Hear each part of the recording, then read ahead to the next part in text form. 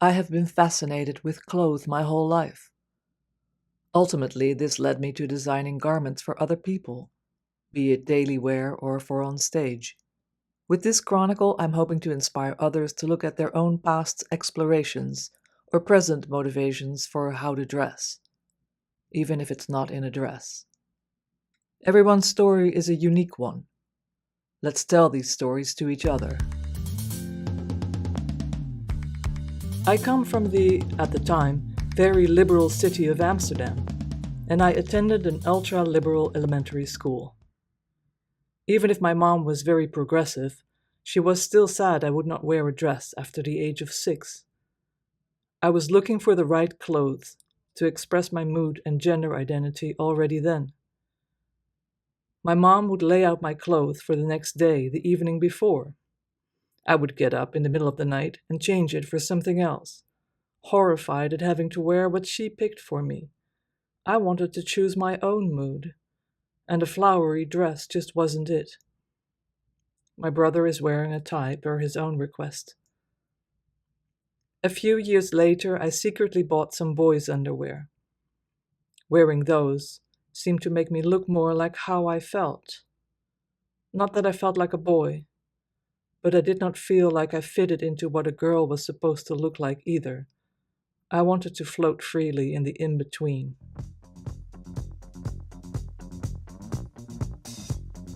Every Saturday night, my brother and I were very excited to watch an hour of Top Op, a Dutch TV show with music clips from Soul Train and the British Top of the Pops, and some footage from French and Italian and German channels as well.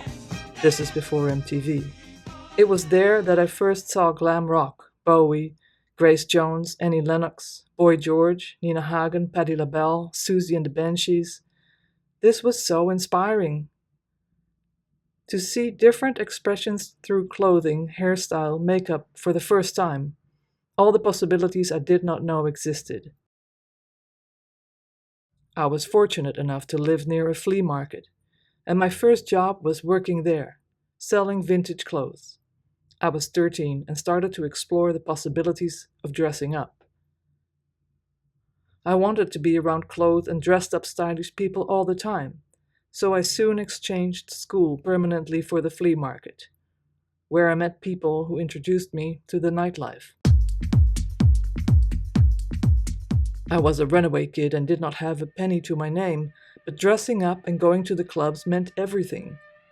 We were a group of punks and lived all together on a couch somewhere in the outskirts of town. We had to walk to the club because they would not allow us on public transport with our spiked hair, dog collars, mini skirts and ripped stockings, neon-colored vinyl triangles in our ears, and spray-painted fake fur coats and weird beat-up pumps that always got stuck between the cobblestones. Our fashions were our way of being different from the rest, different from our parents, even if my parent was quite groovy. Going to the clubs, where I was extremely underage, but my nearly 6 foot tall and attitude got me in everywhere, I was absorbing the fashions of the time and trying to fit in or make my own spin on it. New Romantic was the latest rave, and some images from the Blitz Club in London with Steve Strange and Boy George had made it over the canal.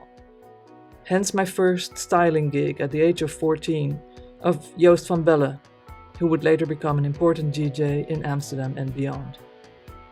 This is a quote from his book called Night Animal, released in 2022, where he references a night out in Amsterdam with me.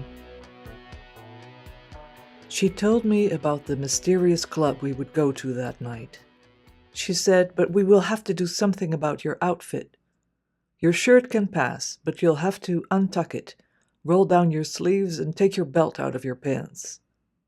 She dug through a pile of street trash and pulled out a piece of red plaid fabric, folded it into a long strap, and draped it over my shoulder, which made me feel like Scottish royalty. "Put your belt around this." She looked me over and pulled out a mini can of hairspray and a black eyeliner and started to tackle my appearance. "We'll cover this stain with this button," she said, and pinned a badge with the words "Bow Wow Wow" on my shirt. Lastly, she pulled a black ribbon out of her pocket and wrapped it tightly around my head. Just don't say anything. I'll do the talking, she said. My name is Claire, but they call me Pirate. Over the next years, I tried out so many styles and gender expressions. I did exchange miniskirts for suits at one point. That wasn't quite it either. It just wasn't me. Sometimes, it was a seemingly random piece of clothing I got hung up on.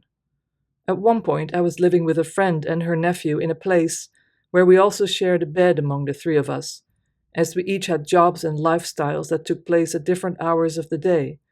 And all three of us happened to be keen on this one pair of ratty blue workwear pants with tears and rips and paint splatters all over them. Be it that each of us would style those same pants very differently. One would wear them with suspenders, one over heels, and one with army boots.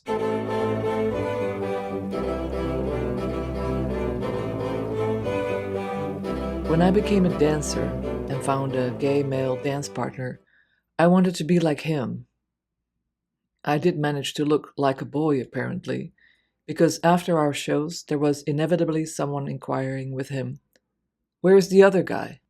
Around this time, I discovered Lee Bowery and Michael Clark, which led to the discovery that you can be punk and a dancer. I was not dancing like the other girls, even in a modern dance environment. It turns out that gender expression pertains not just to fashions, but it also reflects in the way we move, stand, and overall present ourselves.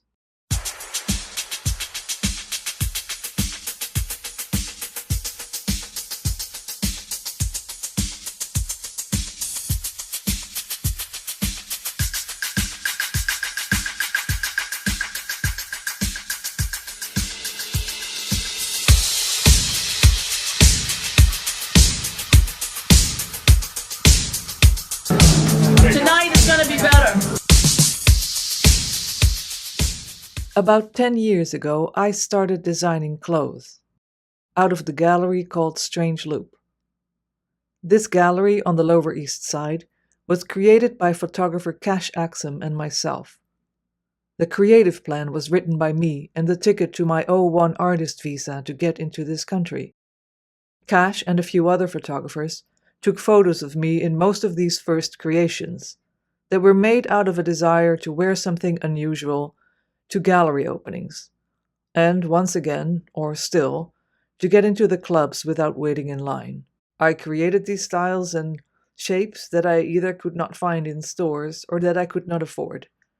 I was extremely fortunate to have the opportunity to make these first looks into collections for the Patricia Field store.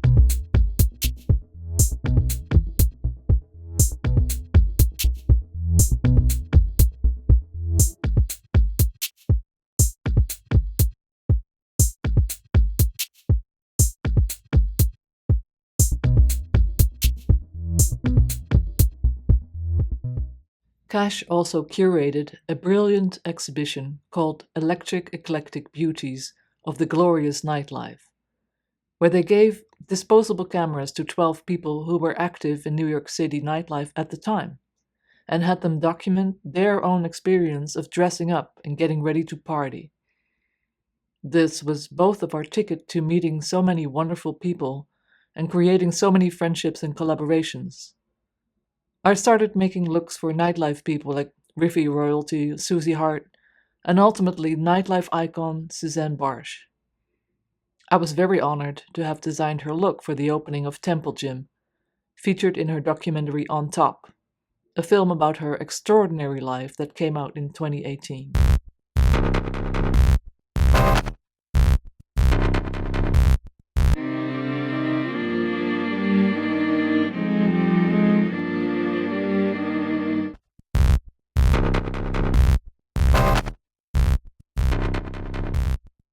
After the gallery, the collaboration expanded with Cash Axum as artistic director and photographer, and me as designer and stylist on numerous photo shoots with people we had met in the queer community, at parties or exhibitions, to create series of fashion portraits.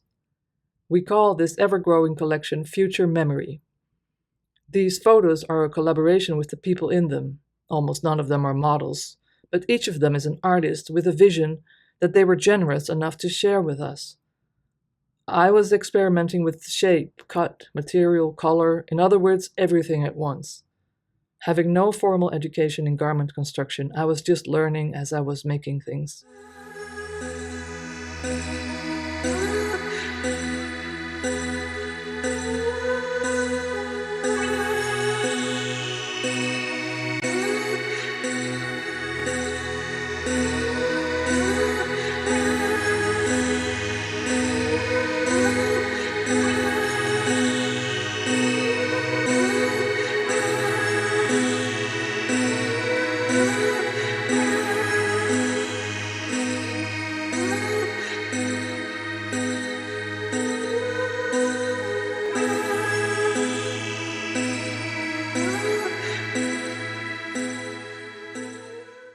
Then I lost interest in any rules.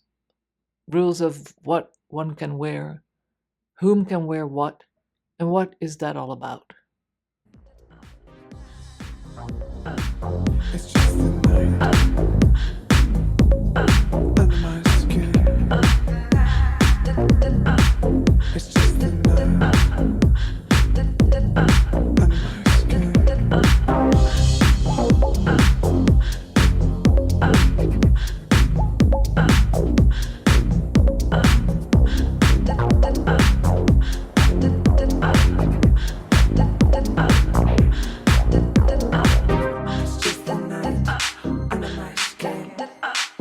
It's just the night in my veins. It's just the night under my skin. It's just the night in your veins. It's just the night under my skin. It's just the night in my veins. It's just the night under my skin. It's just the night in my veins. It's just the night. It's just the night. It's just the night. It's just the night. It's just the night under my skin. It's just the night.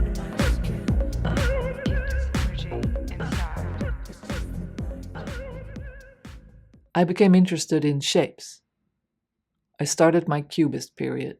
For a procession commemorating AIDS victims in Philadelphia, curated by Alex Stadler, I made these looks that are purely based on shape and texture, extending the body in different directions and using unconventional materials like copper, vinyl, felt, upholstery fabric, balloons.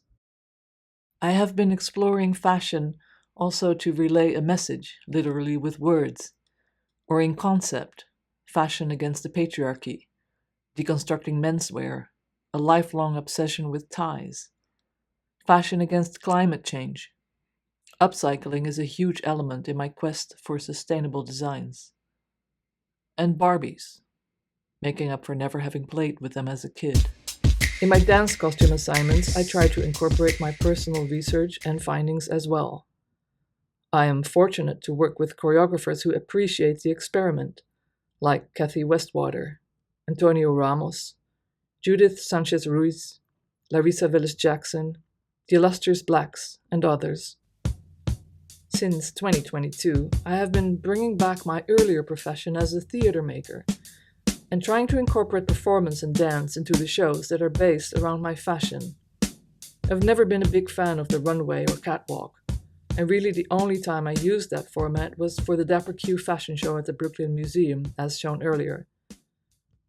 The first experiment in getting away from the traditional runway format to show fashion was a performance with dancers and political poet Penny Arcade.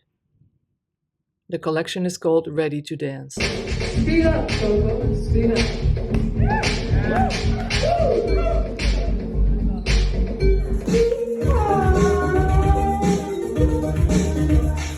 Yeah. Are you ready to dance? Go, Chico.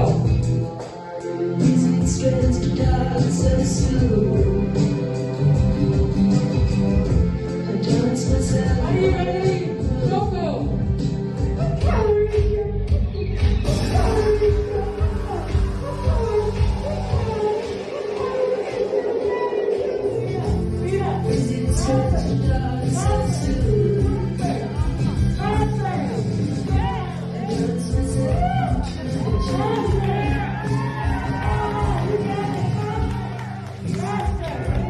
In September that year, I did a residency at TikTok Art Center in Brussels, where I created these looks that were so graciously shown by the dancers.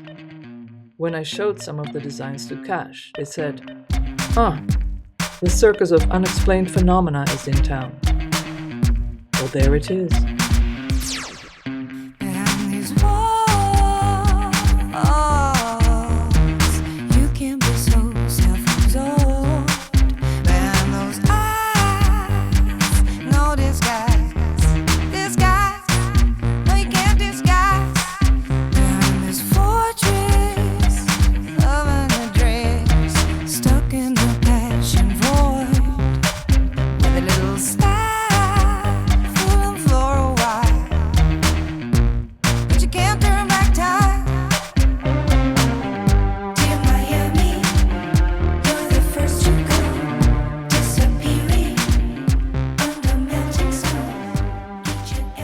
That same fall, I was invited by Yoshiko Chuma, who was one of the amazing dancers in Ready to Dance, to make a short performance contribution for her show at Dixon Place.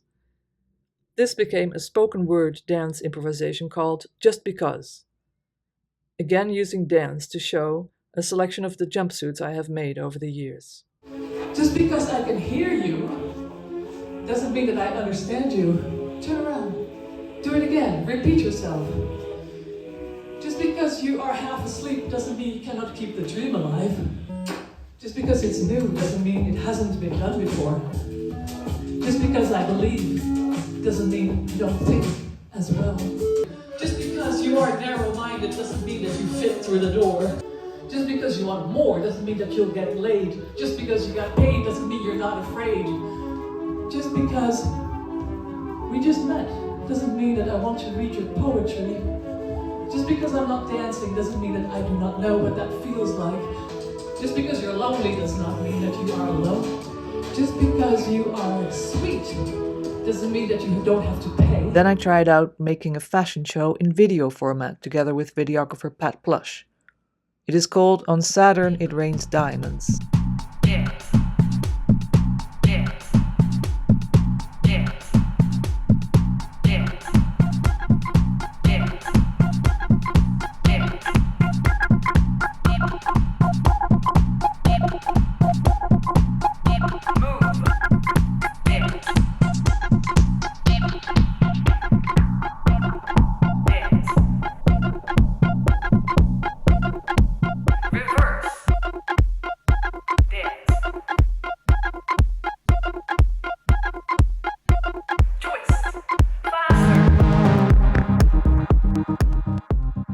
It is an ongoing research in fashion as performance. But for this short documentary, we have to pause right here. I want to thank all the individuals that have made this journey possible, and even some of the ones that made it extra difficult. Thanks to everyone I was ever lucky enough to have dressed. Thank you, Cash Exon, for the ever-brilliant photography and ongoing collaboration. Here's to more of everything. Two-faced